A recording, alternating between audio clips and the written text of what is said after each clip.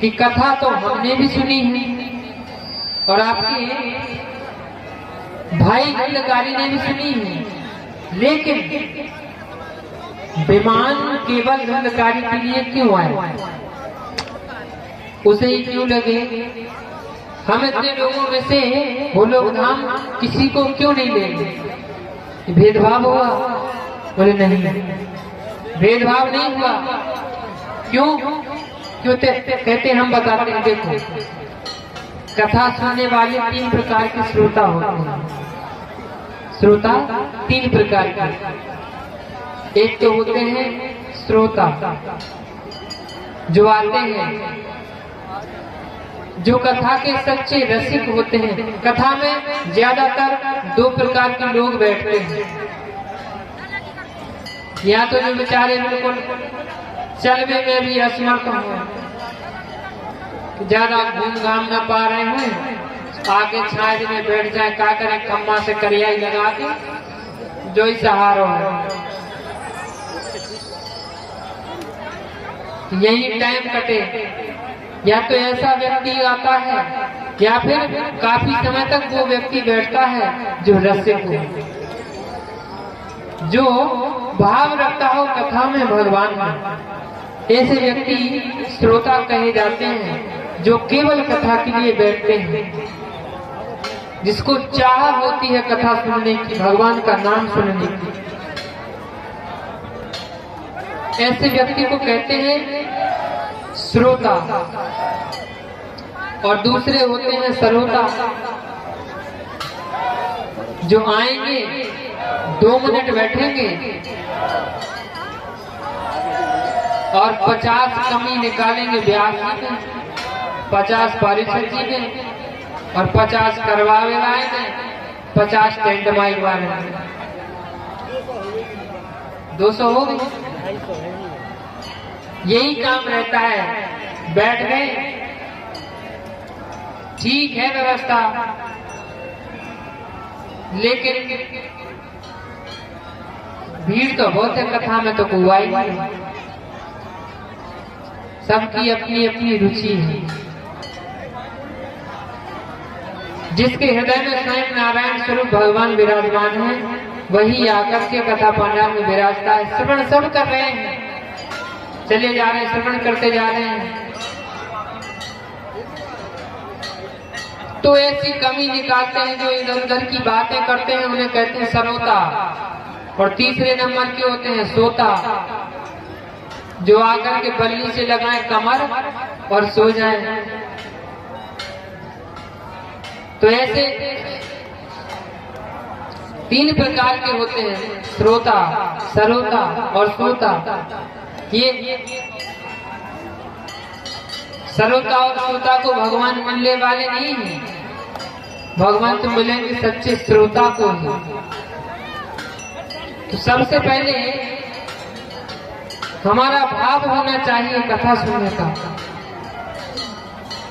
एक बात आप सभी ने परीक्षण किया होगा, कष्ट हर व्यक्ति पर आता है, और कभी न कभी ऐसा भीषण कष्ट आता है, ये लगता है कि बचने वाले नहीं हैं, बड़े संकट में पड़ते हैं। तब याद करके देखिए हमारा भगवान के प्रति कैसा भाव होता है। 24 घंटे भगवान का नाम मुख से निकलता है, भगवान रक्षा करो। और यदि कोई व्यक्ति सुखी है सांसारिक रूप से, सब व्यवस्थाओं से, भगवान को याद नहीं कर पाता,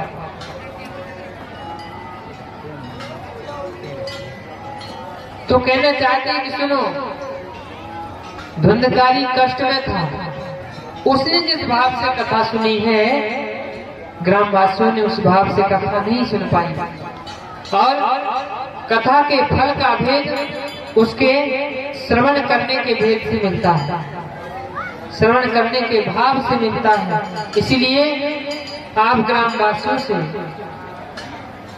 भागवत जी का श्रवण का भाव धुंधकारी का उचित था, आपसे श्रेष्ठ था, इसलिए उसे यह गति प्रदान हुई। कथा सुनने वाले कई प्रकार के व्यक्ति होते हैं। एक आपको दृष्टांत सुनाए, प्रसंग सुनाए। एक सेठ जी थे, कभी कथाओं में नहीं जाते, कभी भी मंदिर नहीं जाते। तब सेठानी जी ने कहा, बड़ी जबरदस्ती, पूरी जिंदगी तुम्हारी निकल गई, जीवन निकल गया, जाओ भगवान की कथा सुन करके आओ, कुछ दान करके आओ, कुछ सत्कर्म तो कर लो अपने जीवन में। कहते मैं सत्कर्म क्यों करूं? क्यों? कहते मैं ऐसा कुछ बुरा काम भी तो नहीं करता हूं, मुझे सत्कर्म की जरूरत पड़े। कहते बहुत अच्छी बात है, आप कुछ गलत काम नहीं करते, ये अच्छी बात है, और आप कुछ गलत कर्म ना करते हुए भी सत्संग और मंदिर इत्यादि में जाते हैं, दर्शन करते हैं, तो बहुत अच्छी बात। आप जाओ, सत्संग में जाओ। बड़ी जबरदस्ती करी महाराज। तब नींद के झोंका देते हुए सेठ जी पहुंचे कथा पंडाल में। अब कोई प्रतिष्ठित व्यक्ति यदि आ जाए तो उसके लिए जो आयोजन करता लोग होते हैं वो उसके स्वागत के लिए आते हैं, आइए बैठिए, आसन देते हैं। लोग, जब लोगों ने देखा कि सेठ जी आए हैं, बड़े ध्यान से सुनना, अच्छी बात। जब लोगों ने देखा सेठ जी आए हैं तो बोले आइए आइए। जब कहा आइए आइए, सेठ जी आए चुपचाप और बैठ गए। तब कथा आरंभ नहीं हुई थी। आसन दिया, बैठा दिया, आइए, और आसन बिछाया, बोले बैठिए बैठिए। अब जैसे ही बैठे, नींद के झोंका लेते आए थे, कथा पंडाल में बहुत अच्छी आंख लगी। हमारी कलाकार कभी कभी कहते हैं, ब्याह जी कथा शुरू करो, हमें सोने हैं। कहते बहुत अच्छी नींद लगती है कथा सुनने।